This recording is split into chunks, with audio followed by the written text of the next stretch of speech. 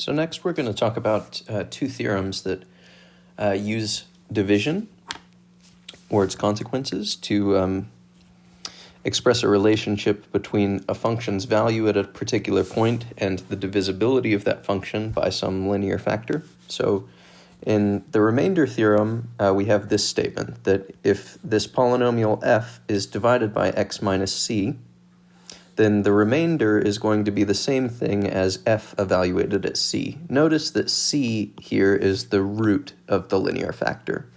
So in other words, f divided by x minus c will have the remainder f evaluated at that root, c. Okay, so we can use this to compute f evaluated at a particular point by instead just computing the remainder whenever we divide f by x minus that particular point. So for example, if we wanted to compute f at 3 in 3a, then what we could do is we could take this f, this polynomial f here, and we could try dividing it by x minus 3. And whatever the remainder is, that will be the same thing as f evaluated at 3. So we're going to do this using synthetic division because that'll be a little bit faster. So remember, in synthetic division, the thing that goes on the outside here is not x minus 3, it's just 3, the root that we're interested in. So what we're going to do is we'll put the 3 on the outside. The root is the place where we're evaluating the function f. It's also what we put on the outside in synthetic division. So the 3 goes out here. And then on the inside, we're going to record the coefficients of f, which is our dividend. So in this case, our coefficients are 1 for the cube, and then a -7 for the quadratic terms, and then a 5 for the linear term, and then a -6 for the constant term. And now we'll go through synthetic division. So we bring down the first number. Whenever you bring down a number, you multiply by the root on the outside. So this would be a 1 times 3, which is a positive 3. Then you add together the next column. That would be a -4. Multiplying that by 3 gives us a -12. Adding those together gives us a -7. Multiplying that by 3 gives us a -21. And that gives us a total remainder of -27. But remember that the remainder theorem up here says that the remainder is f evaluated at c. In other words, this remainder, -27, is f evaluated at 3. So what we just saw is that f evaluated at 3 is equal to -27. Now, of course, you could compute this in a different way. You could just plug in 3 as your x value into the original function f. I'm not actually sure in this particular case which one is faster, but it is definitely possible that computing this remainder using synthetic division could be faster. So it's sort of a matter of personal preference. We'll see a more useful example of this in a second. Okay, but the important thing is that the remainder theorem just says that the remainder, whenever you divide f of x by x minus c, will be the same thing as that function's value at the root. So we'll apply that again here in 3b. In 3b it says compute f evaluated at -2. So compute f evaluated at this particular point if f of x is equal to this polynomial. So again, we're going to use synthetic division and the remainder theorem here. The remainder theorem says that f evaluated at -2 is the same thing as the remainder of f whenever we divide it by x minus -2. So we'll put the root out here, -2. And then we'll put the coefficients of f on the inside here. So here's the cubic coefficient, and then the quadratic coefficient, the linear coefficient, and the constant coefficient. Okay, so those are our 4 coefficients. And now we'll compute the remainder, because the remainder, whenever we do this division, is supposed to be the same thing as f evaluated at -2. So I'll bring down the first number. That'd be a -1. When I multiply these together, I'll get a +2. Adding together that column gives me a 4. Multiplying that 4 by the -2 gives me a -8. When I add up that column, I get -13. And then multiplying that by a -2 gives me a 26, which gives me a final remainder term of 28. So in other words, f evaluated at -2 is 28. And this does give us a way to check our answers whenever we are trying to compute a quotient like this. I could check this answer by just plugging in -2 as my x value in f of x. And if that comes out to be 28, then I'm on the right track. Okay, so that's the remainder theorem.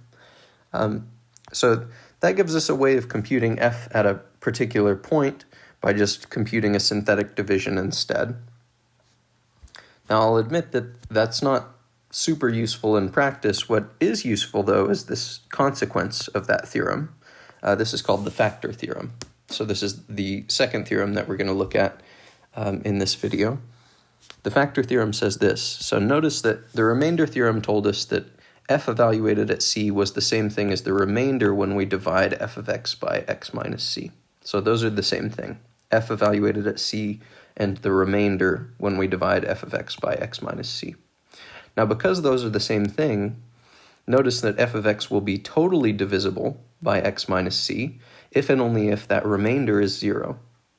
But if the remainder is f at c, that's the same thing as saying that f evaluated at c is 0.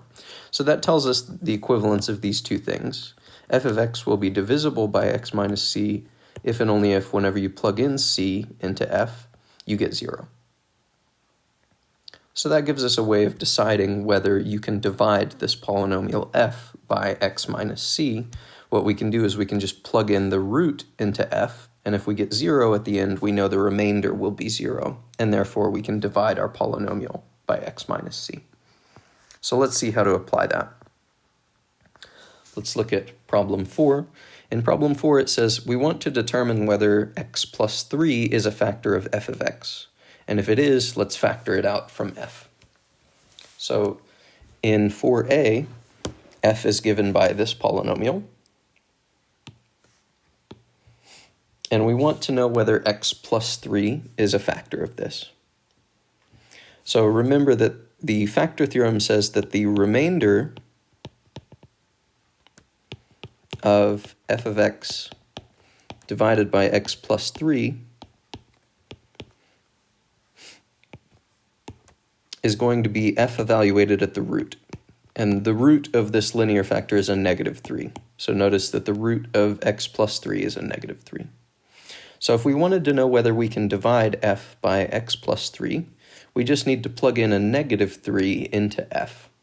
And if we plug in -3 into f and we end up getting 0, then we know that the remainder of that division will be 0. And therefore, x plus 3 does go evenly into f of x. So let's try that. If we have f evaluated at -3, what we get is a -3 cubed plus a -3 squared minus a 5 times -3 plus a 3. And that would be a -27 plus 9 plus a 15 plus 3. And that would be -27 plus a 27, which is 0. So what we just saw is that f evaluated at 3 is equal to 0, but that also means that the remainder when we do this division will be 0. And that means that x plus 3 goes evenly into f of x. So because this does go evenly, we can now just compute the quotient. And again, we'll do this with synthetic division because that's a little bit faster. So we put the root on the outside, the root was -3. And then we record the coefficients of f on the inside, so that would be a 1, 1, -5, 3.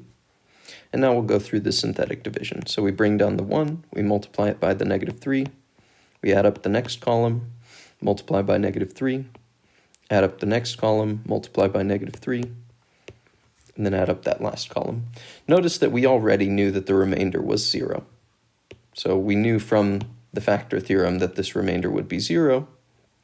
The important thing is that this part tells us the quotient. So what we now know is that f of x is equal to, so maybe let me erase this real quick.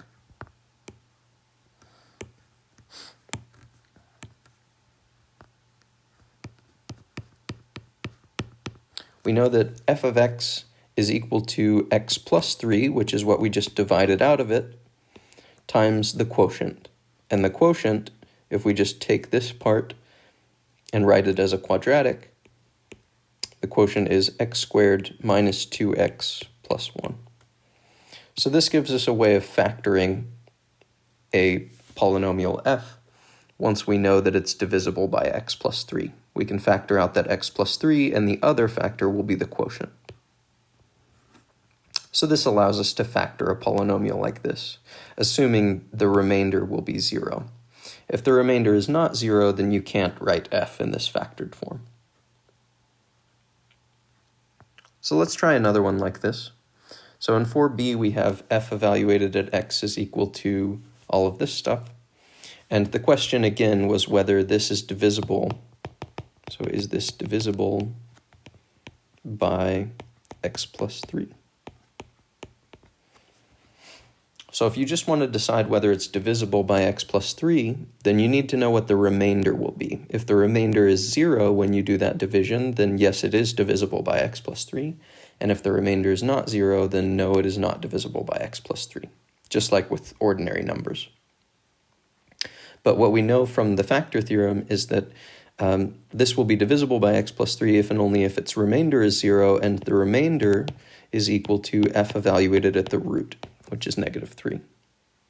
And just to save you some time for this video, if you do plug in negative 3 as your x value in f of x up here, what you'll end up getting is the total f of x value is 288. And what that means is that if you were to try dividing f of x by x plus 3, the remainder here would be 288. And therefore, f of x is not divisible by x plus 3. And that's because we know that the remainder is non-zero. The remainder will be 288. So that's how you can apply that factor theorem.